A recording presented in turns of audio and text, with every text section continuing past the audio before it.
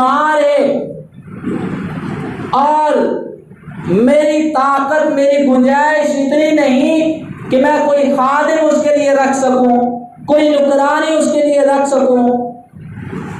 Governor कह रहा है, वक्त का गवर्नर, कि मेरी गुंजाइश इतनी नहीं कि मैं नौकर रख सकूं, इसलिए कि ईमानदारी थी, दियानतदारी थी।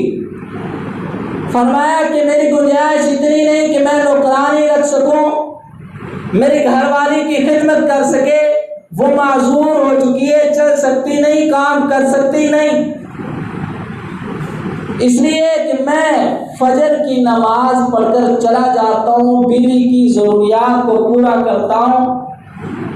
उसके काम करता हूँ, यहाँ तक कि उसका पखाना तक साफ करता हूँ।